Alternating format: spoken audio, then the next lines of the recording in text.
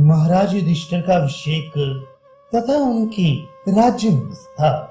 विषमपायन जी कहते हैं, राजन, अब महाराज युधिष्ठिर रोष और संताप से मुक्त होकर पूर्व की ओर मुख करके स्वर्ण के सुंदर सिंहासन पर विराजमान हुए। उन्हीं की ओर मुख करके एक चमचमाते हुए सोने के सिंहासन पर सात्विकी और श्री कृष्ण बैठे तथा महाराज के दोनों ओर दो मणिमय पीठों पर भीमसेन और अर्जुन सुशोभित हुए। एक ओर स्वर्ण जटित हाथी दांत के आसन पर नकुल और सहदेव के सहित माता कुंती बैठी। इसी प्रकार कौरवों के पुरोहित सुधर्मा, विदुर, धौम्य और कुरुराज धृतराष्ट्र भी अलग अलग सुंदर सिंहासन पर विराजमान हुए। जहाँ महाराज धृतराष्ट्र थे, उधर ही युधिष्ठिर, संजय और गांधारी ने भी आसन लगाया।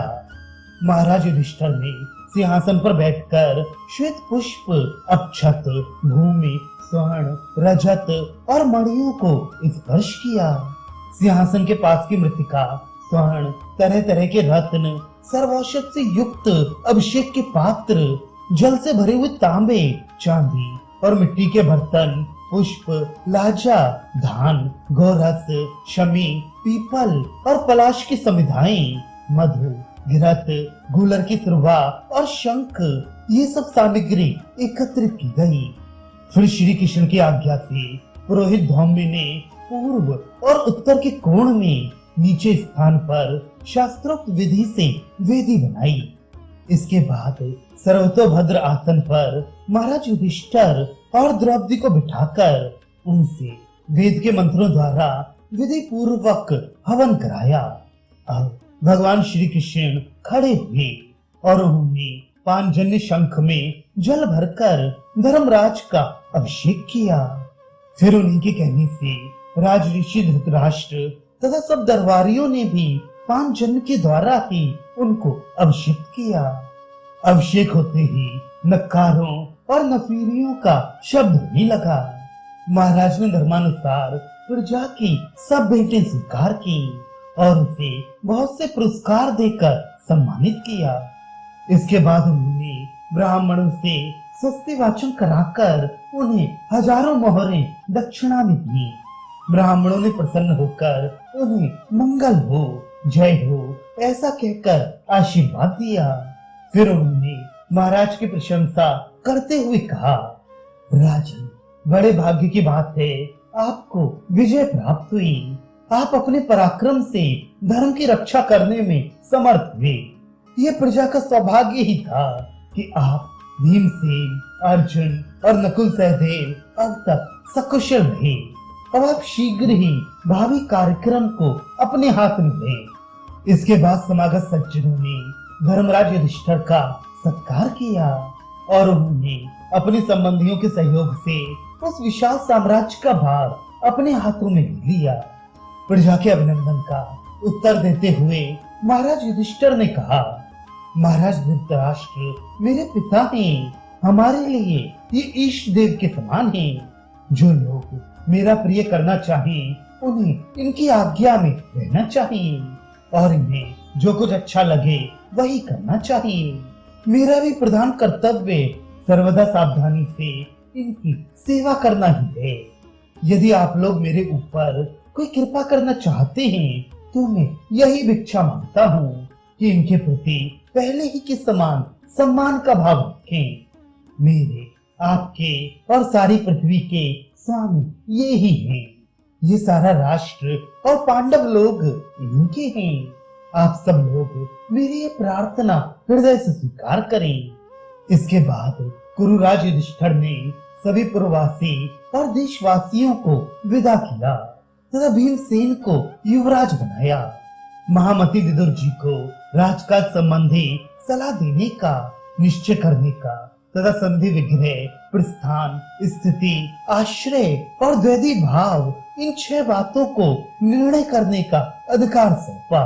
क्या काम करना है और क्या नहीं करना, इसका विचार तथा आय व्यय का निश्चय करने के कार्य पर उन्होंने सर्वगुण संपन्न वयोवृद्ध संजय को नियुक्त किया। सेना की गणना करना, उसे भोजन और वेतन देना, तथा उसके काम की देखभाल करना उन्होंने नकुल के जिम्मे किया।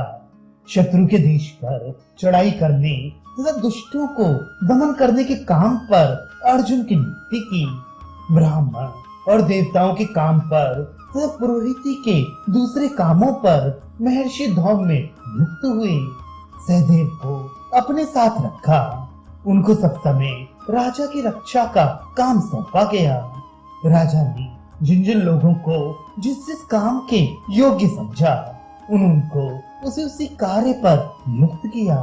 उन्होंने विदुर, संजय और युयुत्सु से कहा, आप सब लोग सदा सावधान रहकर प्रतिदिन मेरे इन वृद्ध पिता राजा धृतराष्ट्र की सेवा करें। इनका जो भी काम हो उसे ठीक ठीक पूरा करना चाहिए। इस नगर और प्रांत में रहने वाले लोगों के भी जो कुछ कार्य हों उन्हें इन्हीं महाराज की आज्ञा लेकर पूर्ण करना चाहिए। वैशंपायन जी कहते हैं, तदनंतर राजा युधिष्ठिर ने युद्ध में मरे हुए अपने कुटुंबियों के अलग अलग श्राद्ध करवाए। धृतराष्ट्र ने अपने पुत्रों के श्राद्ध में अन्न, धन, गौएं तथा बहुमूल्य रत्न दान किए। स्वयं राजा युधिष्ठिर ने द्रौपदी को साथ लेकर द्रोण, कर्ण, धृष्टद्युम्न, अभिमन्यु, घटोत्कच, विराट आदि मित्र राजाओं तथा द्रुपद एवं द्रौपदी कुमारों का श्राद्ध किया। प्रत्येक के उद्देश्य से उन्होंने हजारों ब्राह्मणों को अलग अलग धन, रत्न, गौ एवं वस्त्र देकर संतुष्ट किया। इनके सिवा जिन राजाओं के कोई पुत्र आदि संबंधी जीवित नहीं थे उनका भी श्राद्ध संपन्न किया। अपने हितैषी संबंधियों के उद्देश्य से उन्होंने अनेकों धर्मशालाएं, ब्याह घर तथा पोखरे बनवाए। इस प्रकार सबके और दैहिक संस्कार करके वे उनके ऋणों से मुक्त हुए और धर्म पूर्वक प्रजा का पालन करते हुए कृतार्थता का अनुभव करने लगे। धृतराष्ट्र, गांधारी, विदुर तथा अन्य आदरणीय कौरवों को वे पहले की ही भांति सेवा करते और श्रेष्ठ भृत्यों का भी सम्मान किया करते थे। जिनके पति और पुत्र रणभूमि में मारे गए थे, कुरुवंश की उन संपूर्ण स्त्रियों को वे बड़े सम्मान के साथ रखते थे और दयालु स्वभाव होने के कारण उनके भरण पोषण का सदा ख्याल रखते थे। दीन दुखियों, अंधों तथा अनाथों के रहने के लिए घर बनवाते और उन्हें भोजन एवं वस्त्र की भी सहायता देते थे। सबके साथ कोमलता का बर्ताव करते हुए वे सबके ऊपर कृपा रखते थे।